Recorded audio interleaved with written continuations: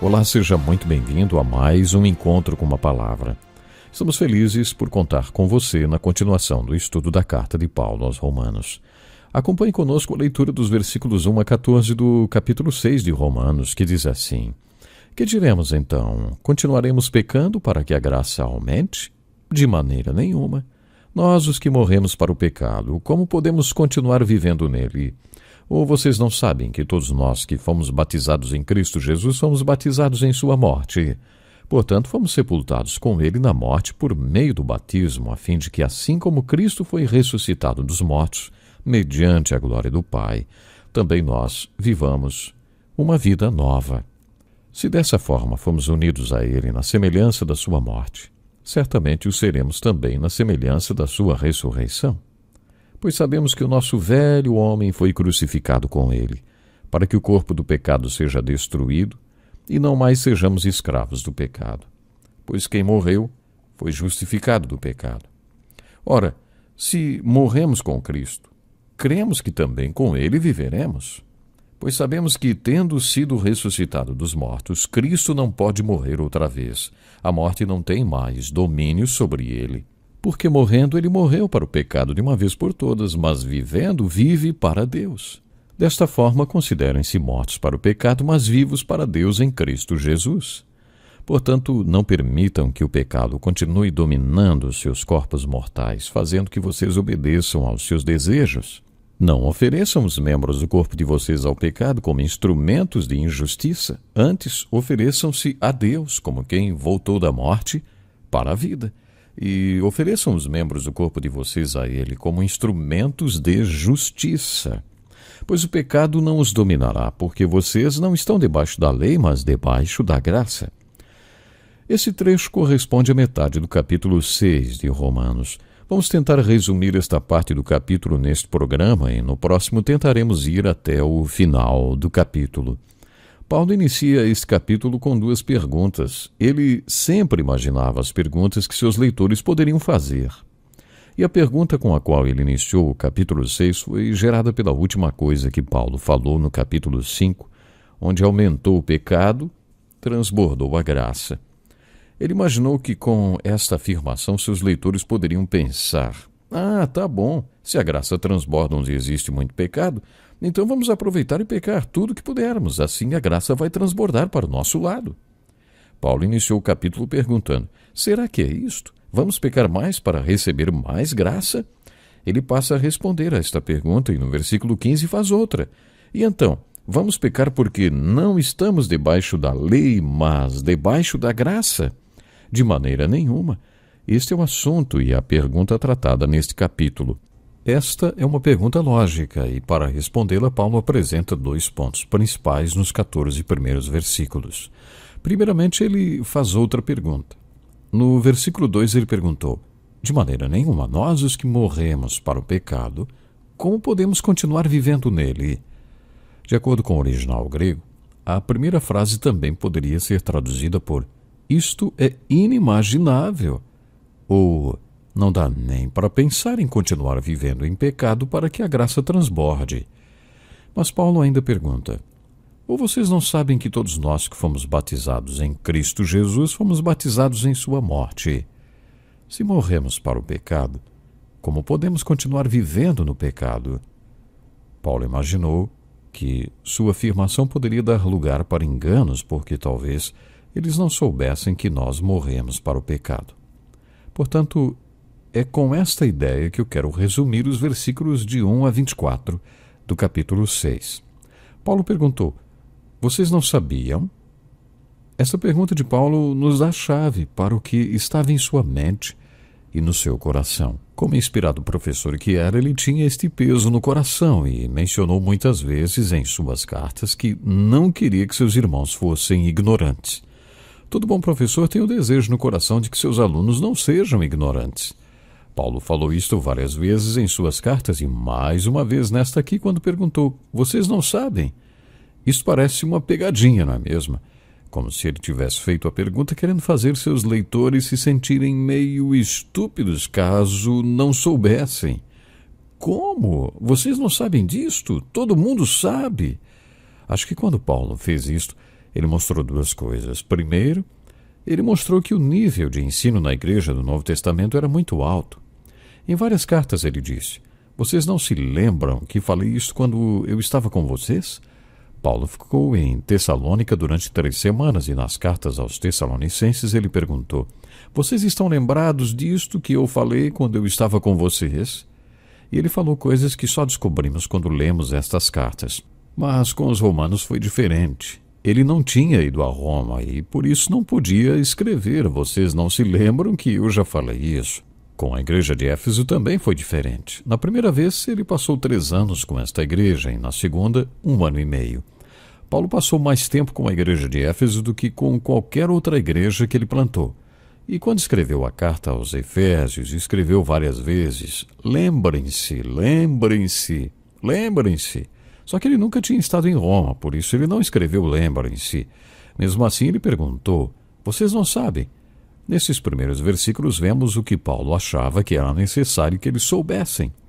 Paulo fala nesse texto sobre várias coisas que devemos saber. E eu aposto que muitos de nós não sabem nenhuma delas, não temos consciência delas. Talvez alguns estejam ouvindo estes ensinos pela primeira vez. Não se sinta constrangido se este for o seu caso, porque provavelmente também era tudo novo para os romanos que receberam esta carta. Na verdade, sabe, eu acho que esta era a tática de ensino de Paulo. Existe uma lista de coisas que Paulo achava que devemos ou precisamos saber. Primeira, no versículo 13, ele afirma que fomos batizados em Cristo Jesus e acrescenta: fomos batizados em sua morte. Mas o que isso quer dizer? Você sabe? Você sabia que fomos batizados em Cristo? No último programa falamos que a expressão em Cristo é a chave para compreendermos este capítulo. Você está lembrado? Falamos bastante sobre isso no último programa. O que significa estar em Cristo? Como o ramo está na videira? O que significa estar em união com Cristo? Esse é um dos conceitos básicos do Novo Testamento e, na minha opinião, é um conceito vital. Jesus falou: sem mim vocês não podem fazer coisa alguma. Ele não falou pouca coisa, ele diz coisa alguma. Se você não está em Jesus, não consegue fazer nada do que a Bíblia ensina para fazer. E isso é impressionante. Significa que se você não sabe o que significa estar em Cristo, você não consegue fazer nada que a Bíblia diz para você fazer. Paulo usou o verbo no passado. Fomos batizados em Jesus Cristo. A Igreja Batista gosta muito desse versículo, mas sabe de uma coisa? Paulo não estava falando de batismo nas águas. Ele mesmo falou: batizados em Cristo Jesus. Na primeira carta aos Coríntios, capítulo 12, Paulo afirma que todo aquele que é nascido de novo é batizado no Espírito Santo em Cristo, quer dizer, no corpo de Cristo. Todos nós somos batizados no corpo de Cristo. Esta é uma obra do Espírito Santo. As Escrituras falam sobre o batismo do Espírito Santo e sobre o batismo com o Espírito Santo. Esse batismo é pelo Espírito Santo e acontece pela fé, para todo que é nascido de novo. Fomos batizados em Cristo Jesus. Isso é um fato. Paulo fala mais sobre isto. Ele afirma que quando fomos batizados em Cristo, fomos batizados em sua morte e fomos sepultados com ele na morte por meio do batismo. Mas o que isso quer dizer? Bem, isso quer dizer que você vai ter que tomar a palavra de Deus como certa. Esta é a palavra de Deus inspirada, é um fato. Se você está em Cristo, como dissemos no programa anterior, você está em união com tudo o que Ele é, será e com tudo que Ele foi. Vida eterna significa uma vida que foi, que é e que sempre será. Quando dizemos que cremos em vida eterna, não estamos falando de reencarnação, mas sim que sempre existimos, e isso quer dizer que estamos em união com aquele que é eterno. Bom, se ele é eterno e nós estamos em união com ele, tornamos-nos parte do que é eterno e que jamais morrerá. Se nos tornamos parte do que é eterno, quando estamos em união com Cristo, também somos parte do que ele foi, e quando ele morreu, fomos batizados em sua morte e fomos, pelo batismo, enterrados com ele. Essas são algumas das coisas que Paulo diz que devemos saber.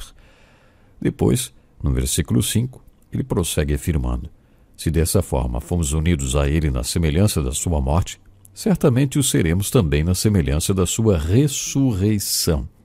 Acompanhe o raciocínio de Paulo.